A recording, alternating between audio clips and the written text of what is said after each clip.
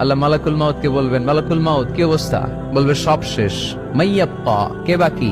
মালাকুল মাউত বলবে জিনেরা বাকি, যাদেরকে দেখা যায় না। আল্লাহ বলবেন জিনদেরকেও শেষ করে ফেলো, রুহু কবজ করো। মালাকুল মাউত আজরাইল জিনদের রুহু কবজ করবে। আল্লাহ এবার জিজ্ঞেস করবে, ইয়া মালাকাল মাউত আখবিরনি মাইয়াব্বা, এবার বলো আর কে বাকি? মালাকুল মাউত বলবে, আল্লাহ মানুষগুলো সব শেষ, জিনগুলাও শেষ, এবার বাকি ইবলিস শয়তান। কে বাকি?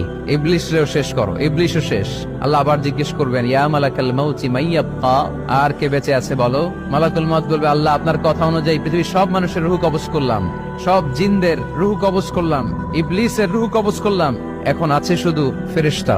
আছে কারা? যাও ফেরেশতাদের রুহু কবজ করো। ফেরেশতাদের রুহু কবজ হয়ে যাবে। এবার আল্লাহ জিজ্ঞেস করবেন, ইয়া মালাকাল মাউত আখবিরনি মাইয়াব্বা। মালাকুল মাউত বলবে, আল্লাহ আপনার কথা মতো ধরে ধরে সব শেষ, ফেরেশতাও শেষ, 4 জন ছাড়া। কয়জন ছাড়া? জোরে বলেন, কয়জন ছাড়া? ইসরাফিল, জিব্রাইল, মিকাইল,